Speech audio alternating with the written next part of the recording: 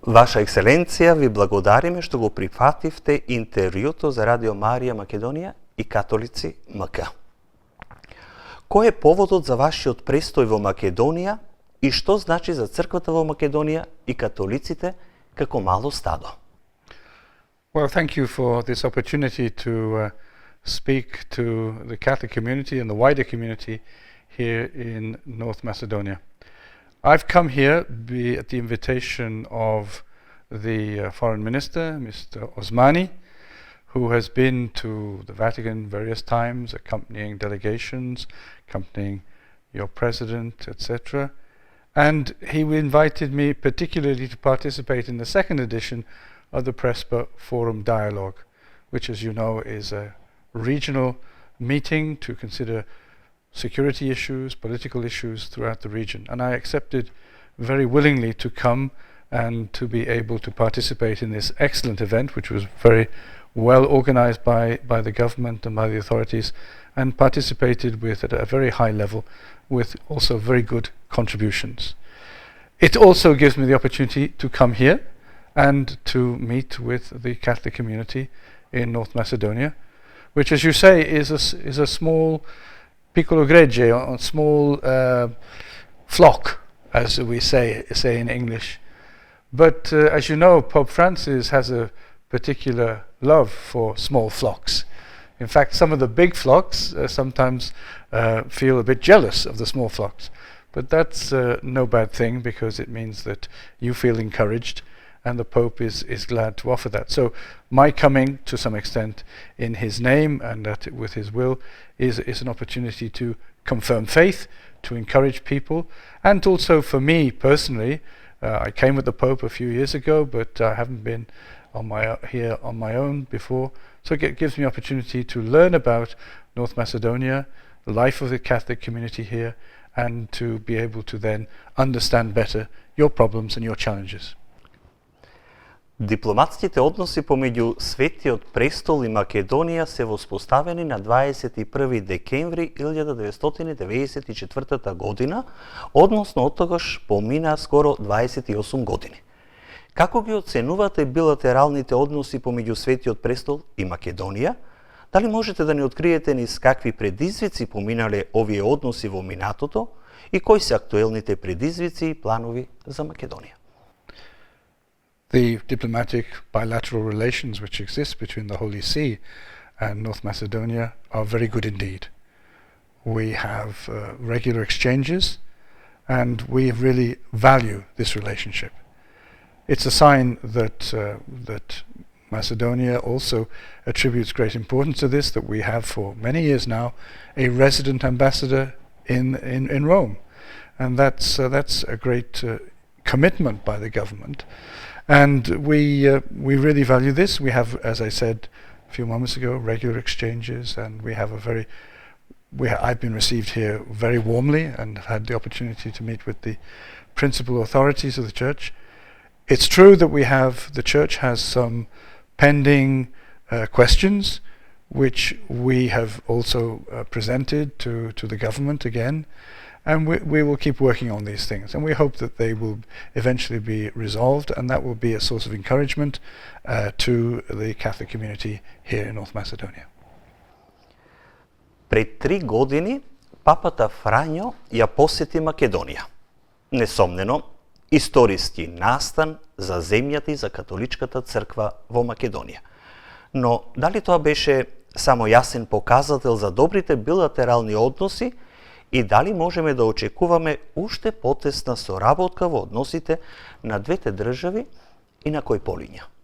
The visit of the Holy Father 3 years ago happily coincided with the 25th anniversary of the establishment of diplomatic relations between North Macedonia and the Holy See.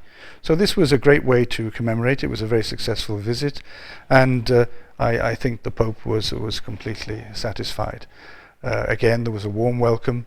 There was great attention by the authorities.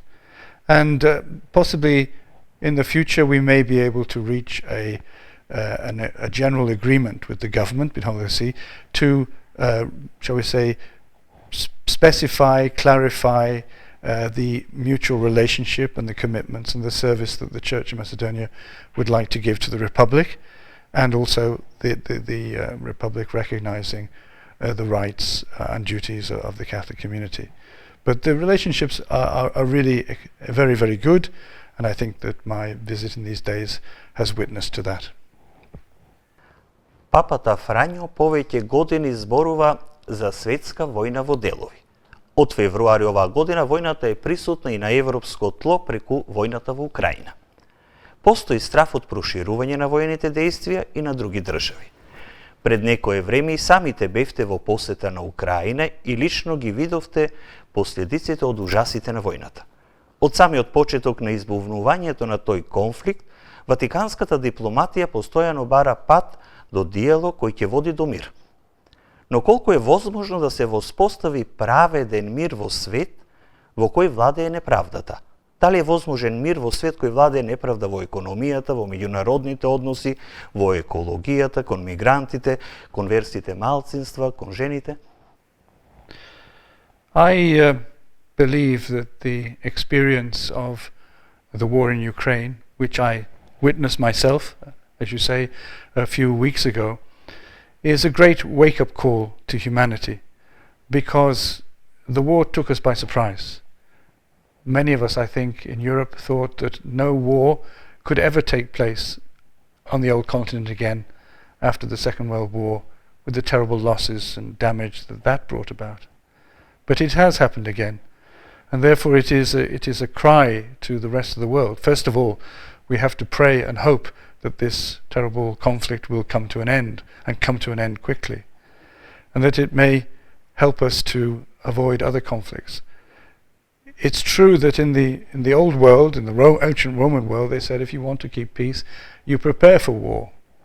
I think we should think about, if we want to avoid war, we have to consolidate peace. We have to listen to and address the issues of injustice, of inequality, listen to the voices of the voiceless, and what their problems are, if we're going to avoid the expansion of this war, which is a terrible prospect.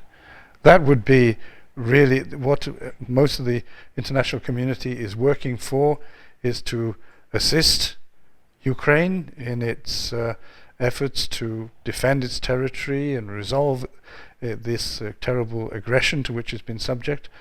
But we also have to think about that the international community is committed to avoiding the expansion of the war, which would be terrible, with all sorts of terrible prospects in the way.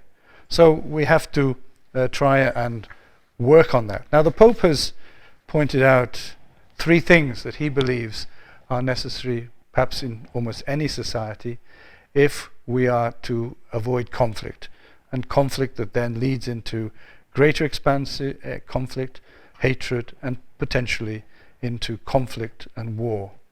First of all, the Pope says we should encourage dialogue between the generations. Secondly, he talks about education as a key factor and we have to work for freedom, responsibility, and development. If we're working on these fronts, we will be going a long way to avoiding situations which can lead to war. And, or shall we say, the other side of the coin being that we'll consolidate and guarantee peace.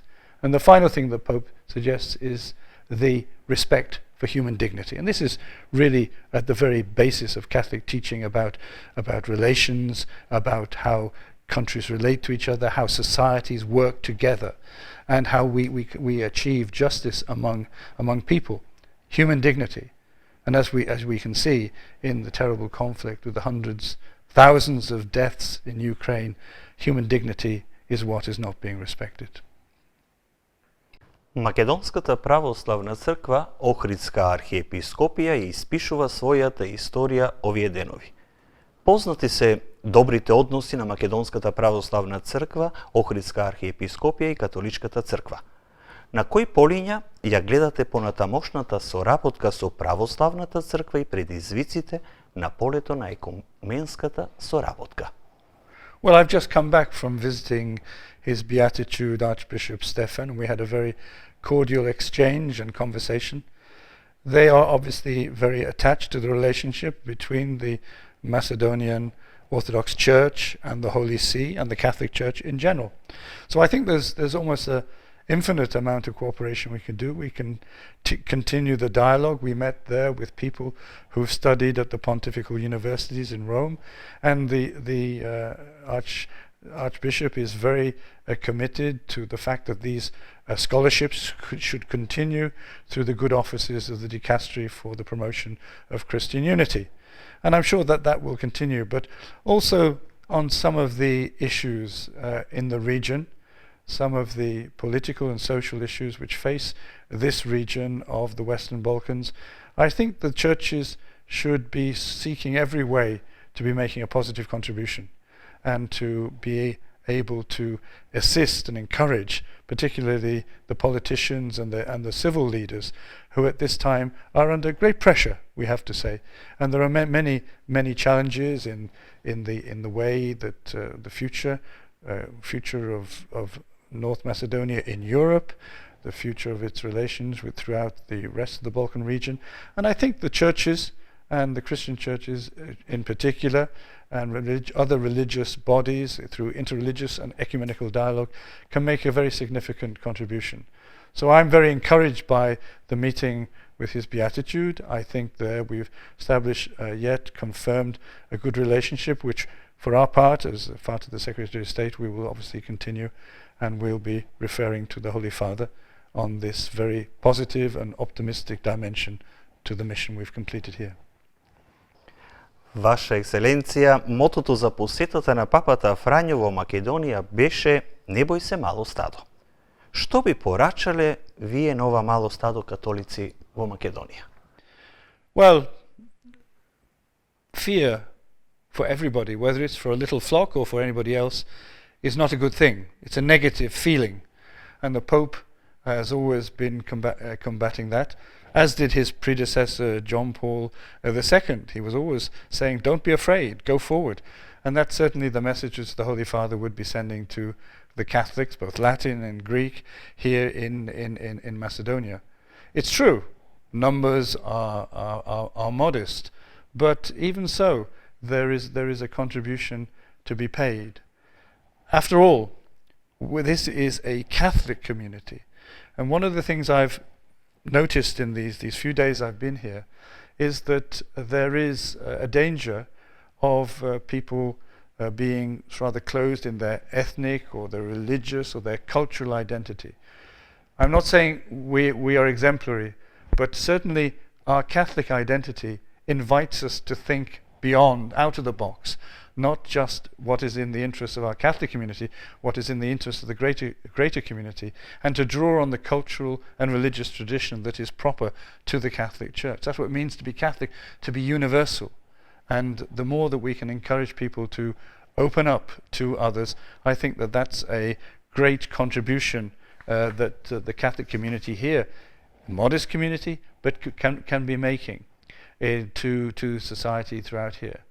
And I think that we Catholics should be doing their very best to make a contribution for the building of this nation, for the assisting in a prosperous and optimistic future, particularly for your young people, offering them, shall we say, alternatives to emigration and to looking outside, but really to saying here in this beautiful and wonderful country, there is a future for everybody. And that, I think, is what we are working for and what we hope to see as well in the future. Your Excellency, thank you very much. Thank you very much, Father.